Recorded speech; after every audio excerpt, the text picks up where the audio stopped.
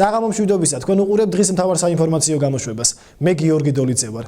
გაიღებს თუ არა სახელმწიფო გლეხებისთვის კომპენსაციას? ხეზე მოუკრეფავია, თორმა მოგვისრო, ხოდა რა ვქნათ მითხარი ჩვენ სოდოა ვარ. წელს ქუჩების საახალწლო მორთვა ადგილობრივ ხელისუფლებას 14,000 ლარი დაუჯდება.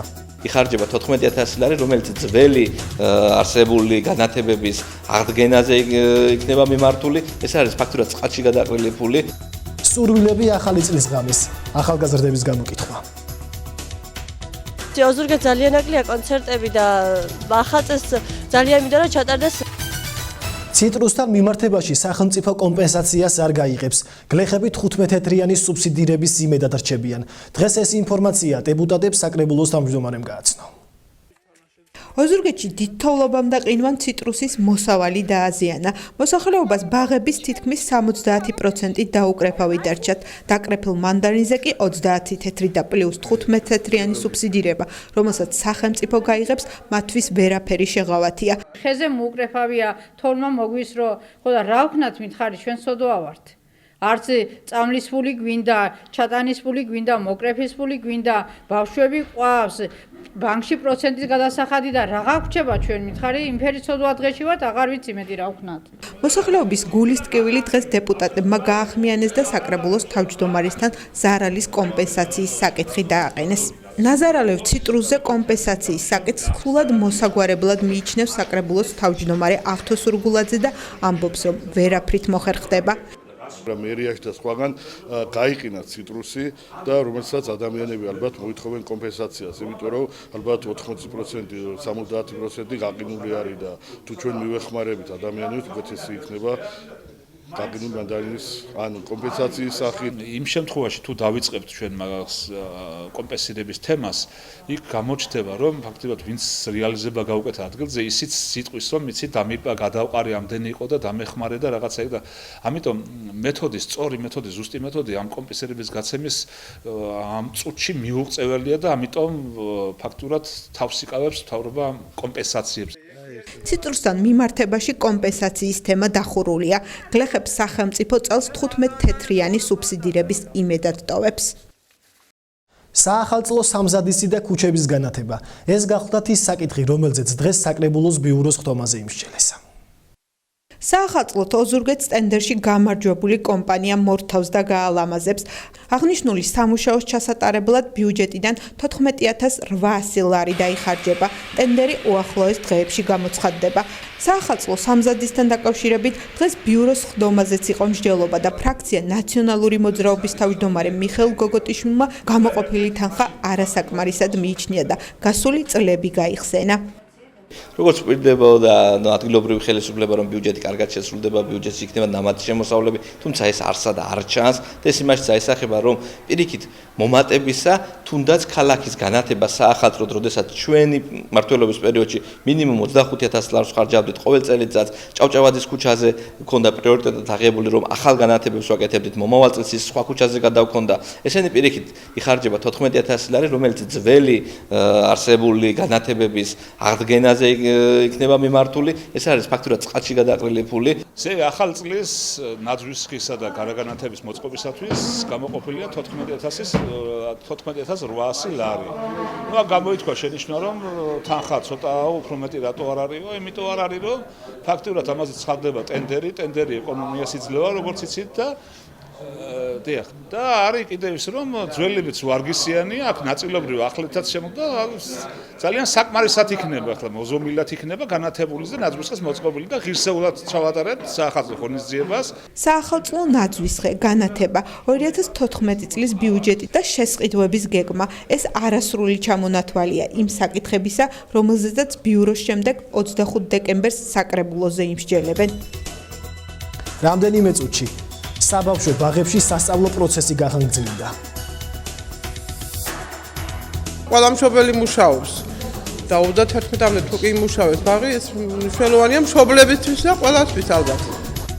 მოგესალმებით რეგიონში მოსალოდნელი ყოველდღიური ამინდის პროგნოზით. სინოპტიკოსები უახლოეს დღეებში ვარაუდობენ მზიან ამინდებს, ხოლო კი დაფიქსირდება უმეტესად ზიანი ამინდი ჩვენს რეგიონში. ჰაერის ტემპერატურა კი იმერყევებს 1-დან 12 გრადუსამდე.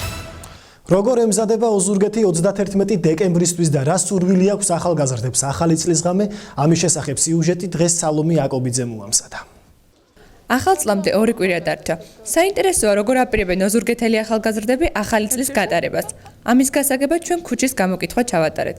სადაპირებთ, რომ შევხვდეთ ახალ წელს სახლში მეგობრებთან ერთად თუ სადმე წასვლას კონცერტზე? ტრადიციულად, რა თქმა უნდა, ოჯახში ვაპირებთ და მე რომ ნახოთ ან კონცერტზე ან სანმე შეხვდებით სხვაგან. მე მეგობრებთან ერთად ვაპირებ, რომ ვიქეიფონ რამე. სად? რა რესტორანში? მეგობრებთან ერთად. სადაპირებთ, რომ შევხვდეთ? მაი არ გვეხდა, ჯერ გადაწყვეტილია. ნუ ყოველ შემთხვევაში სახლში არ ვაპირებ და რა ვიცი, სადაც მეგობრები იქნება? მე სახლში ვატარებ ძირითადად და არ ვაპირებ არც კონცერტზე წასვლას. სახლში მივდივდი ასე რომ ვთქვა.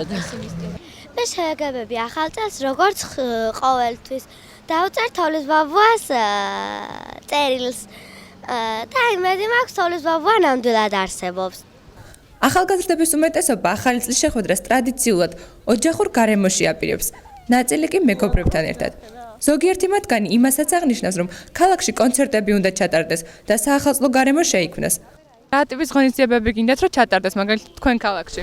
მართობა, კარგი კონცერტი. სასურველია საბავშვო ღონისძიებები, ასევე ახალგაზრდებისთვის დაგეგმილი რაიმე სახის ღონისძიებები. ვიცი, ოზურგეთს ძალიან აკლია კონცერტები და ახალ წელს ძალიან მინდა რომ ჩატარდეს. ცნობილი ადამიანები ჩამოვლენ, კარგი იქნება ღიაცის ქვეშ. კარგი იქნება მხიარული განათებები. ოზურგეთში ახალი წლის ღამეს დაგეგმილი ღონისძიებების შესახებ კულტურის სამსახურში ჯერჯერობით არ კონკრეტდებიან. ამბობენ, რომ წლევანდელი წელი განსხვავებული იქნება. კონცერტში მონაწილე მუსიკალური ჯგუფებისა და შემსრულებლების ვინაობას არ ამხელენ. მოსახლეობას კი ახალი წლის ღამეს სიურპრიზებს პირდებიან. წელს საბავშვო ბაღებში სასწავლო პროცესი 31 დეკემბრის ჩათვლით გაგრძელდება. არ დადეგები სავარაუდოდ 1 თებერვლამდე გასტანს. მშობელთა თხოვნით საფუძველზე სკოლამდელი აღზრდის ცენტრმა წელს ტრადიცია დაარღვია და სასწავლო პროცესი ბაღებში 31 დეკემბრამდე გაგრძელდება. ჩვენ სასკოლო არდადეგებს უკავშირებდით არდადეგებს, მაგრამ ხა მშობელთა თხოვნით და მოთხოვნის საფუძველზე ჩვენ შევეცადეთ, რომ გაგვეთვალისწინებია მათი სურვილები და 31 დეკემბერს დაამთავრდება სასწავლო პროცესი. რაც შეეხება გაგრძელებას, ჩვენ ვარაუდობთ, რომ 1 თებერვალს გაგრძელდება სასწავლო სამხსელო პროცესი. მშობლები აღნიშნულ ცვლილებას დადებითად ხვდებიან. მათი თქმით, წინა საახალწლო სამზადისის დროს ბაღების მუშაობა მათ დიდ შეღავათს მისცემს. რა თქმა უნდა, მნიშვნელოვანია, იმიტომ რომ ყველა მშობელი მუშაობს. და 31-მდე თუ კი იმუშავებს ბაღი, ეს მნიშვნელოვანია მშობლებისთვის და ყველასთვის ალბათ. წინა საახალწლო მზადება, მოგეხსენება და ყველა მშობელი ცდილობს, რომ როგორმე მოაასწროს და მოახერხოს ამ პერიოდისთვის, თუნდაც იმქედან გამომდინარე, რომ ბაღებში და სკოლებში არის ზეიმები, დატვირთულია ისედაც მშობელი და თან ამასთანავე ეს სიტუაცია შეუწყობს ხელს იმაში, რომ მშობელმა სამზადისი განახორციელოს საახალწლო.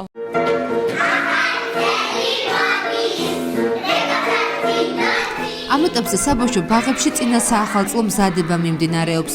აღმზრდელები და ბავშვები სადღესასწაულო ღონისძიებებზე მუშაობენ. საახალწლო ზეიმები ბაღებში 24 დეკემბრიდან დაიწყება. ახლა ჩვენს ეთერში ამინდის პროგნოზის დროა, რომელსაც ნათია მუქერია წარმოგიდგენდა.